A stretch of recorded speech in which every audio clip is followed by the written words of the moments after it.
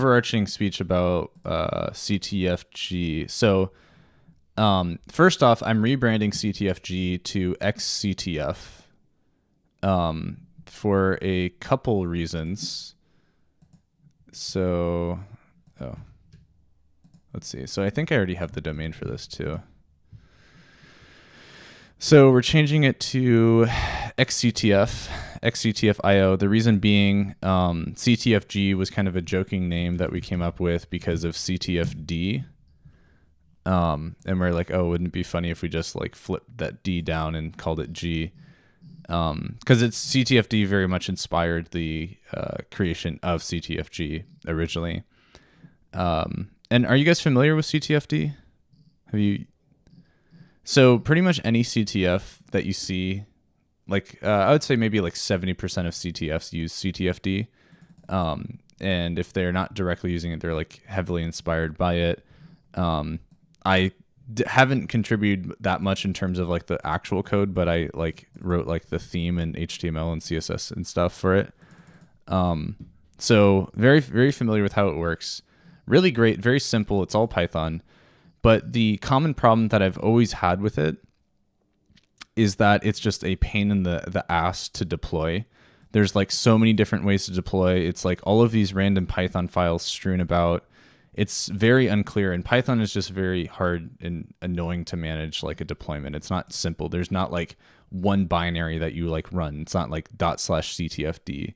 It's like you have to write the Python incantation to like bring it up. So always been very annoyed with that. That's why CTFG came about.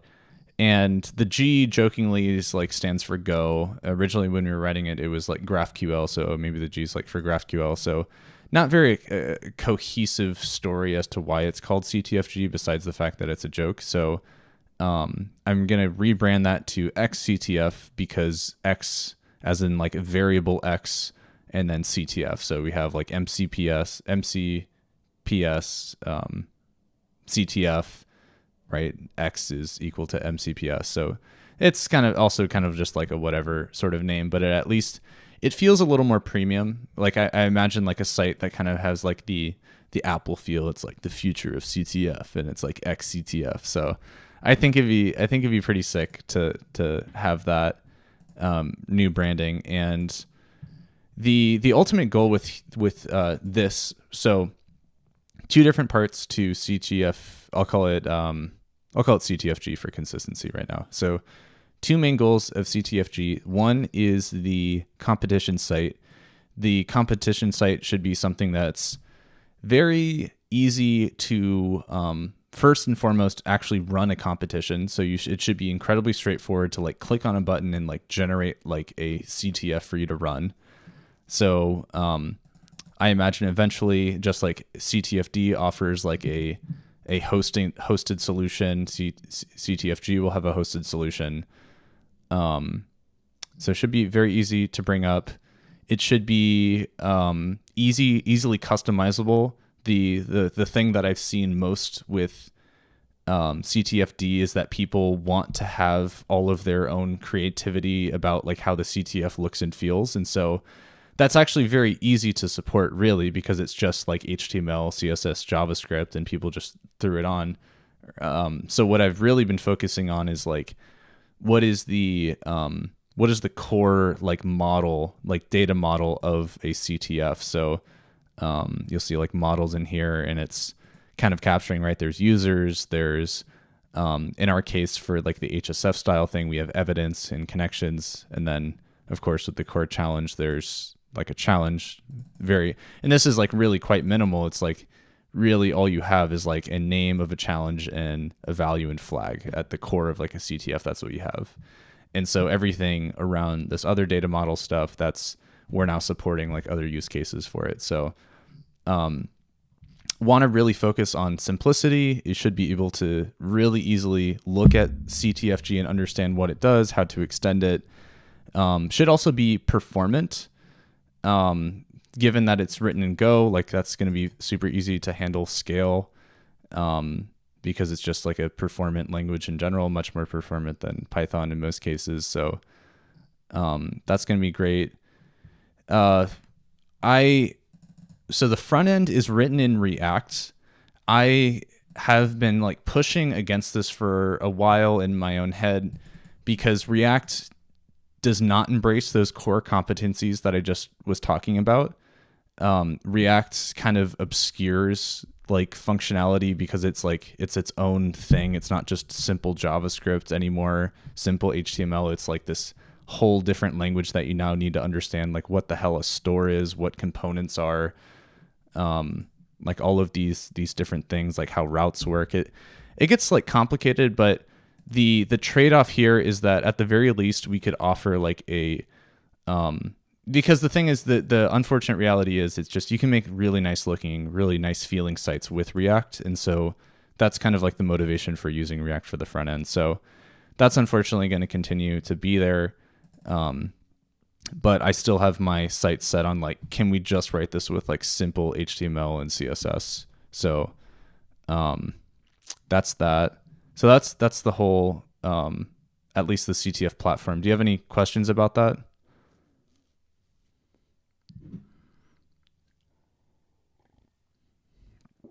Yeah.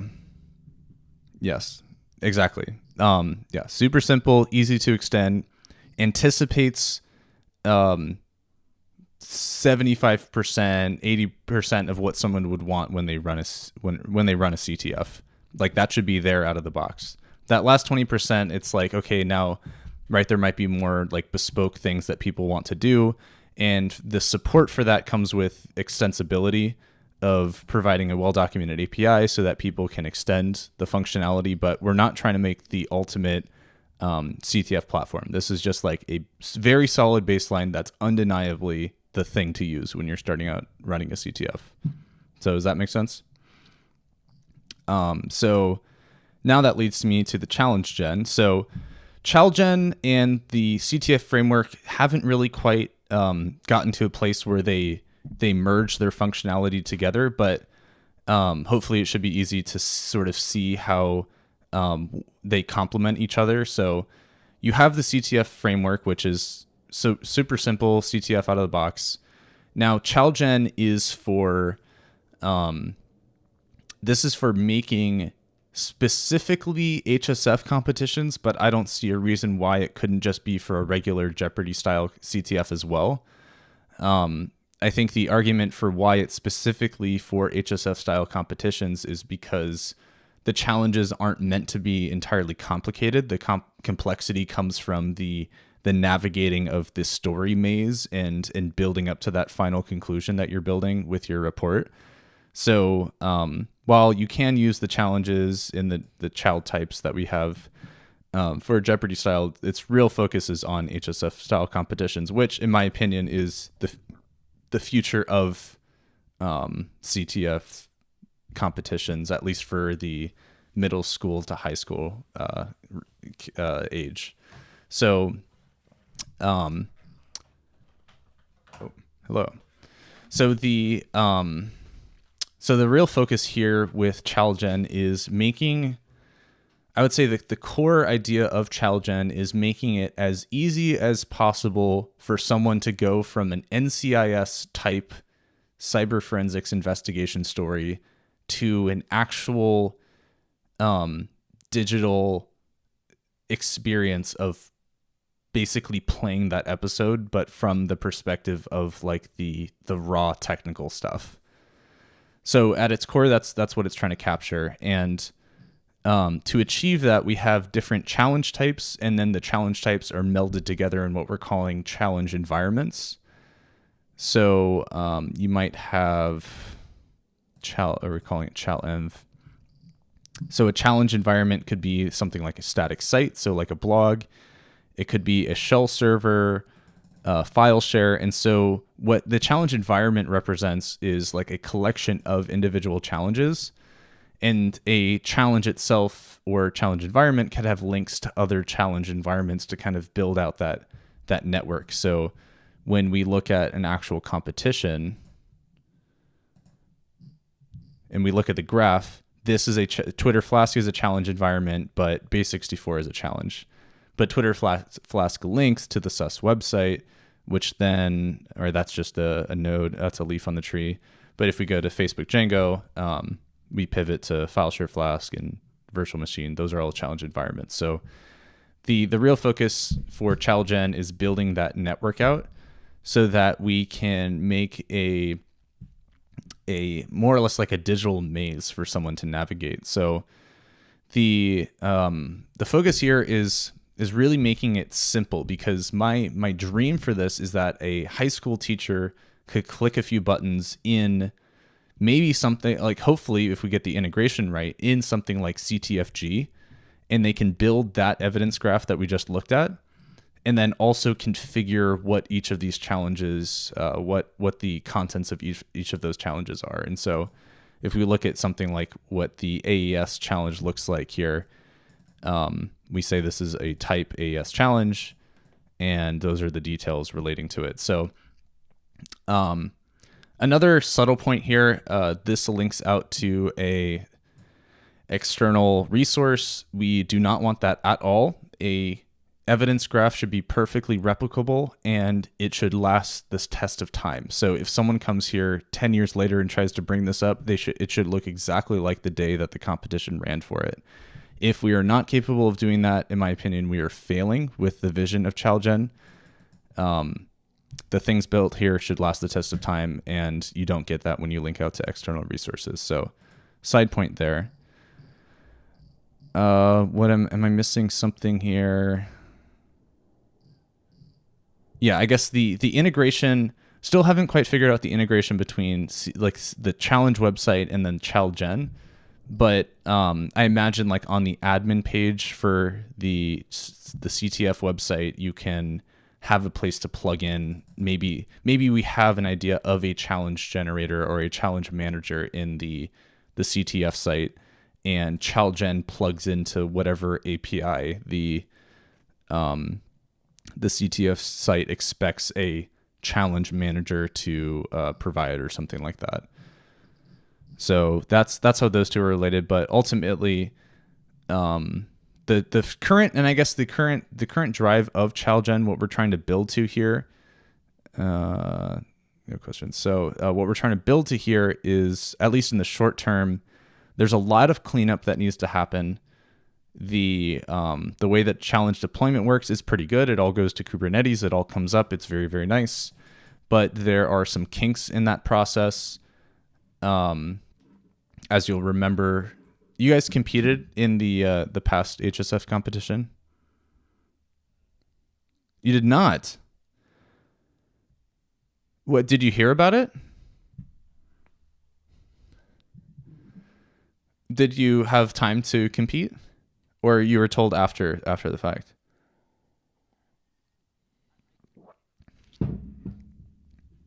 Son of a bitch. Why? How did this happen? You're not the first person that I've talked to that had no idea that this didn't happen. It's very annoying. Well, at least hopefully I'm bringing you up to speed. Okay, so have you read the write-up for this one?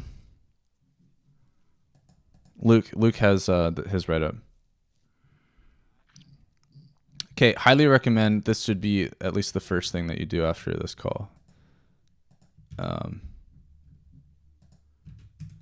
Yeah, I remember eStep. I guess the channel of eStep sharing it. So, okay.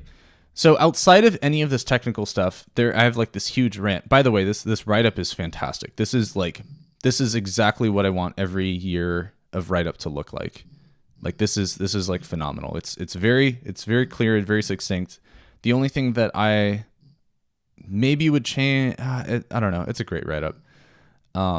Anyway, yeah. So my rant about, so beyond just the technical stuff of what we're looking at in GitHub here, there's this whole cultural component to CTFG, this concept that is very important, because you have to remember, and so I actually have a blog post to read as well. And when you drop the ball. So also read through this one. This is an important one that relates to the culture of where I think that this needs to go. So I went to NYU, NYU was the reason why I even know about the HSF style of competition. I thought it was phenomenal. I've made incredibly great friends through it, through like being a finalist, showing up in person and seeing these amazing people, really smart people. And Pico really is the only other thing that comes close to that for high school, middle school, and high schoolers. Nothing else quite has the level of community that I've seen. Maybe you guys have seen something else with cyber competitions, but very sad that they still are failing. People are still failing to execute on cyber challenges. But I think that this could be something that's very impactful. And what I have determined is the best course of action for using CTFG to be a vehicle for the most influence as possible, and for as much sustaining function as possible, is we need to make this so that it is targeting like community colleges, or basically community colleges, because I went to NYU and what I had experienced there is intense bureaucracy, where NYU was solely focused on making money off of this competition. So Seesaw is the parent sort of organization of all cyber competitions that happen around this time in October. HSF was one of them. There's also like the collegiate level CTF, and then there's embedded security, policy, all of these different things. So fantastic program, by the way. Seesaw is really truly amazing. But what I experienced with HSF, and now it's completely defunct. They don't even have this anymore. And I was calling this like many years ago that this was going to happen. It failed because it was this fixation on trying to grow internationally so quickly. But we are volunteers and we need to like really have this down. Because you have to remember, 8 years ago, like Chalgen didn't exist. We didn't have the CTF site. Like CTFD barely existed, and it was like hobbling on one leg. Like you had to like make a bunch of like changes to like actually have it work. I've rewritten CTFD like so many times to work with HSF. And it was just that we were constantly treading water, and NYU did not recognize that, and they just did whatever. So I have this whole rant about colleges, but basically NYU really did drop the ball on this competition, because it was by far the best. And I'm telling you, it was the best talent pipeline, at the very least in the US for cultivating like talent and having them communicate with each other and building a community. Like one of my friends that came through there, that I wrote the competition for, and now he's working in a company. He's Zelic. I don't know if you guys have heard of Zelic before. Really, really cool company. They're doing like Web3, and they are one of the best auditors for Ethereum contracts. So people like and it's like the biggest people in the world are asking them for security audits, and they do a fantastic job. So yeah, Stephen Tong. Anyway, yeah. So all this to say, it has to be local, because the real value in CTFs is the fact that it can bring really smart people together for an extended period of time. And if you get the different levels of the competition right, and you can have like kind of like people within their school competing against each other, but then also having like a finals where people can come and compete, you can create this really healthy, very effective channel of cyber talent. And what I especially like about HSF as a form of competition is that it merges the idea of the technical, can you solve challenges from this Chalgen, with also the non-technical of, can you actually make a conclusion based off of this stuff that you've amassed. Because I've seen very, very smart teams that can't make a conclusion based off of the stuff that they've collected, even though they've gotten very, very far, or they couldn't write up their results, they couldn't do whatever, and it's just, you're not going to win. And it is a perfect emulation of what happens in the real world, because you're not going to go to a job and just solve challenges day in, day out and expect to rise up the company ladder. Like, you just don't. Like, the way that you rise up in a company is by writing a conclusion of what you've done, writing so that normal humans that aren't in your computer world can actually interpret what you're doing. Because otherwise it's like you're doing this stuff and you're basically performing magic in front of people and they have no idea what's going on. And magicians don't get jobs. So yeah, that's my rant. Do you have any questions? Did I just... Oh, okay. Yeah, I don't think so. I'm just ranting.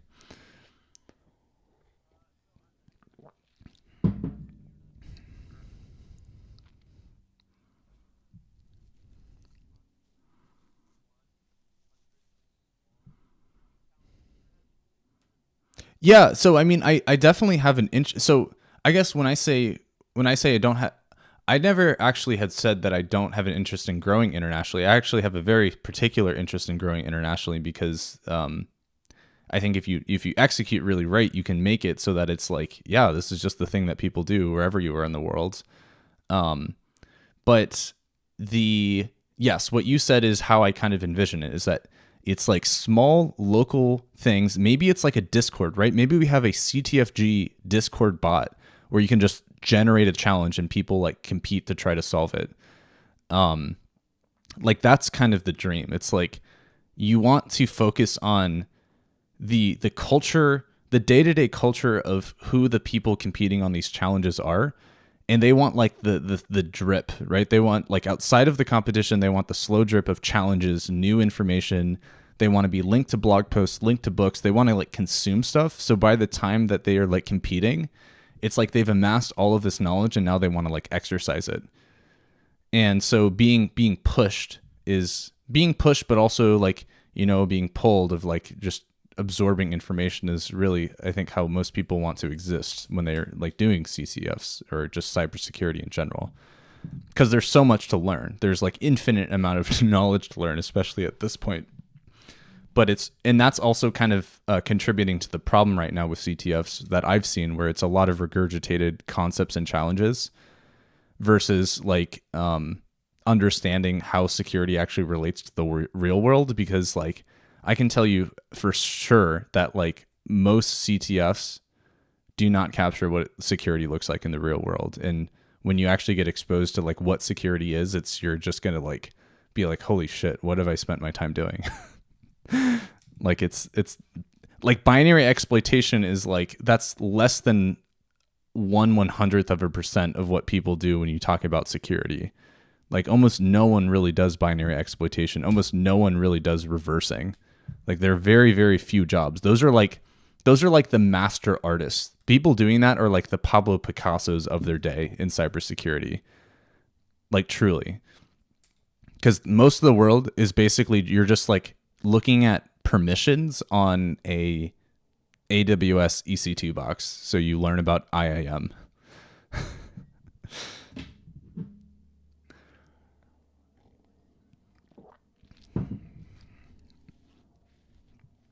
Yeah. I would say it's more common because you have like people reversing malware. Banks are particularly interested in malware analysis because they get hit by it so frequently. But it's like, in my opinion, as someone that has like done CTFs, like it's like reversing malware is never really that interesting. And the only way that I personally would find it interesting is if I'm reversing it and I'm like discovering that it's like some nation state and like they had some specific motive and I was able to deduce that by their code, by like the system that they were targeting. So if I was in a position doing Rev where that was the case, which you can find places like that, like people definitely do that, especially if you're in like in a government contractor position, then you can do that. But then again, you also have to consider like the lifestyle of people like that. You can't really talk about your job. You're kind of like you've built yourself onto an island, because like digitally when you go into that place, it's like it is air gapped. Like you can't browse YouTube. Like you can't do normal stuff when you choose to live that type of life, because it's like the actual people that do that are just like, you're like alienated truly. For the most part, people are able to give talks here and there, but like it's just a different lifestyle. because it's serious stuff. It's like when you really get close to how this stuff works. So that what I described, where it's like nation state actors doing whatever, that's CTF IRL, and it's really cool conceptually to think about. But having kind of been adjacent to that myself, as well as talking to people that do it, it's like they're like, you have to be massive tinfoil hat. Like you actually have to be like caring about like your threat model a lot, because if you're hacked, that's a big deal. And it's just a different way to live your life. Like it's very important. I really appreciate that people exist like that, but it's personally not the life for me. I like being able to work from home in my pajamas, roll out of bed and start coding. That's my idea of a fun time. So yeah, is that anything else? I feel like I've talked a lot. Hopefully I haven't brain blasted you too much.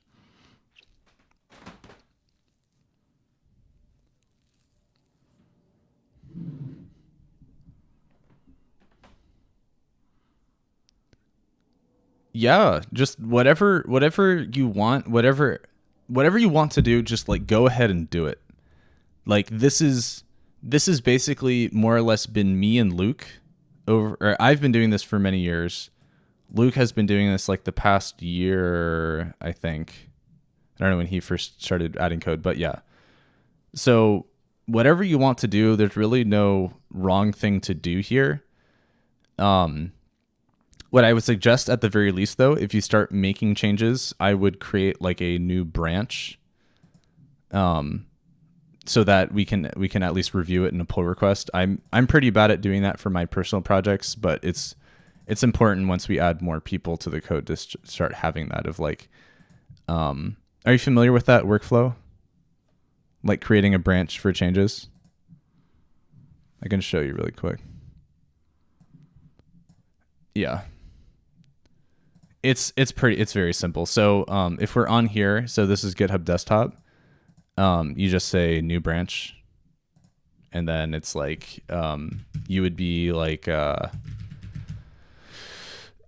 site AI site styler or something like that, and you would create branch, and then you'll see the current branch is now AI site styler, and all your changes will be up there.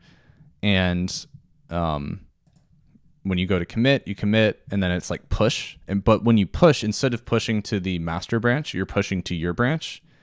And what will happen on here is under pull request, it'll be like, hey, it looks like you pushed to this thing. Or even still, you can also just say new pull request. And then you pick like that branch that you made. So it looks like Luke had his code changes through there. And so when you do that, you can create a pull request. And then that's basically you have put up a request for someone like me to come along and like review so that we can land it. So it helps you see the difference between what's currently on master and what you're currently working on. So the advantage of this versus always pushing to master is that you can treat all of your changes all at once as one atomic change, as opposed to like dripping like changes here and there and possibly breaking stuff as you like figure out exactly what you want these changes to look like. So does that make sense? And also the advantage here, if we ever actually get around to building it, there's a concept called continuous integration, where you can have tests constantly run. So every code change that you make, you can have a test run to see, did I break the CLI? And so basically every time you make a code change and you push it to your branch and we're looking at our pull request, we can see like, oh, did I introduce a breaking change by doing this? And I'm sure CTFD has that set up. I would sure hope so. No. Or no, yeah. So show checks, yeah. So there we go. So this is like CTFD running their CI, continuous integration test, to see if this works with SQLite. So it like sets up Python. It basically does the whole installation process and then runs like the tests on it to just like make sure that everything works. Yeah, so that's automatic. We don't have anything set up like that yet, but if you were interested in what that looks like, you would essentially it's actually very simple to add too. So you add a .github folder. I don't believe that we currently have one. chalgen. Yeah, so we don't have a .github. So we'd add a .github folder. Inside of that, there is a workflows folder that you'd create. And then you would have these files, which are GitHub CI or GitHub Actions workflows, which will run every time there is a push or pull request. You can configure, like, do you want only certain branches to have this run on? Do you want it to run on everything? And then when it runs, these are the jobs that run. This job's named build. And when it runs, this is the steps that it has. And it's basically just like a Docker file or a series of commands that you run. And these are all running on the box Ubuntu. So it's an Ubuntu box that you're running these on. It starts out by checking out the code. It sets up Python because this is just stock Ubuntu. It doesn't have anything on it. So you have to install Python, whatever specific version we want. Looks like, I don't know if that's actually Python version 2, but install dependencies and then test the code and look at the code coverage. So yeah, if we wanted to set up CI, that's what it would look like. Otherwise, and I think it's fine for now. We just don't have it. I would really like it. It always really nice to have CI, but then you also have to consider it's like, well, if we don't quite have a stable CLI yet, which I would argue it's kind of the case, this is kind of like a grab bag of scripts that run. Like CI can be more annoying than helpful because you're kind of battling with it, and if it breaks and you're like, well, it's breaking because we haven't really quite committed to what this looks like, then it's like, should I spend time to actually get CI working again? And it just kind of gets annoying personally. But a mature project should always have CI. So yeah, that's where we're at. Yeah, anything else? You got any other questions?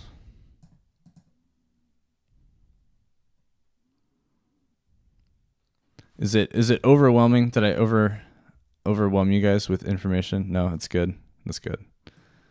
I'm glad. The Smacks brain always seems to keep up with my rants and information. So okay, well, your Smacks adjacent. You have the mindset.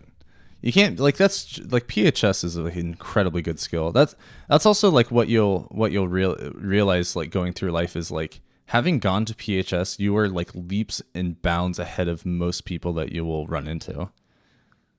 Like 95% of the people that you talk to will have nowhere near the experience that you have. Which is like, it's really strange. It's really strange, but that's life. So yeah, you have action items, set up WSL, install chalgen, install GitHub Desktop, and yeah, if you wanted to do the website thing, like, go for it. If I'm trying to think of like what specifically would be the entry points into that. Do you have like an idea of where you would get started?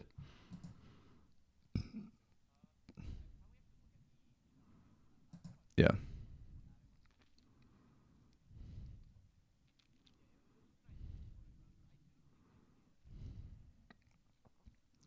Yeah, so templates. So if you're in shell types, there's templates.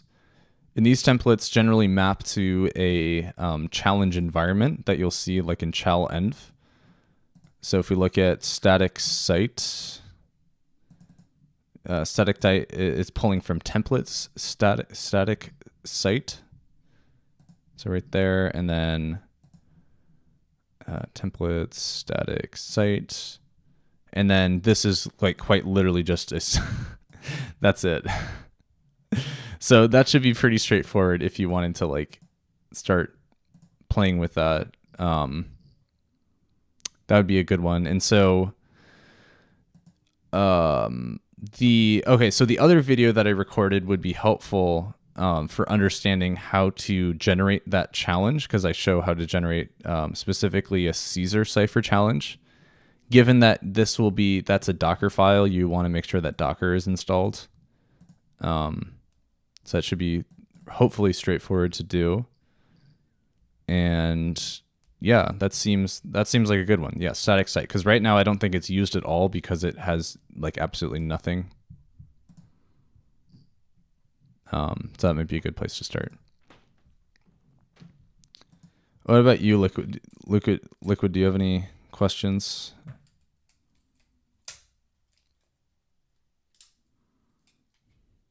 No questions. Cool. Do you have anything? I guess maybe we'll just talk later when you're actually able to talk. But let me know. I guess Liquid, if you just want to peruse. Yeah, that's chill. And Luke's here too. All right. So we're good. We good? Do we have everything we need? Yeah, sounds good. All right. Well, I'll catch you guys later. Let me know if you have any questions. I like your project idea of using AI to generate site stuff. I think that would be really interesting. It'd be really cool to have a demo, and we could do a write-up. Another thing too that I want to set up is a blog. I think that would be really cool to like to have a blog that we can keep track of projects like this that we're working on. And that's like a nice goal to work towards, is like writing up a blog post and maybe putting together a demo video for things we work on.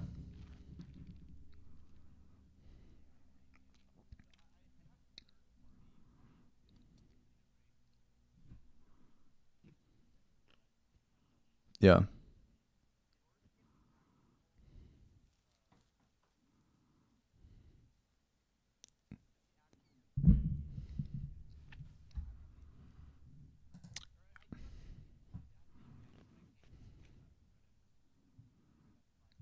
Oh, okay. I can just give you an API key to use.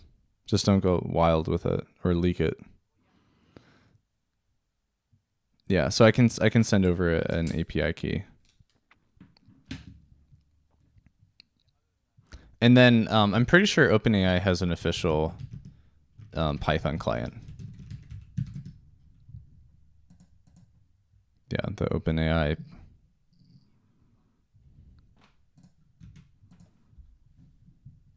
Yeah.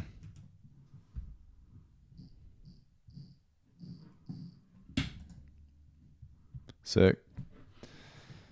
All right, and I'll put that in the MCPS thingy too.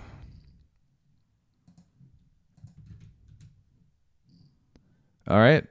So we good? All right. I'll see you all later. Peace.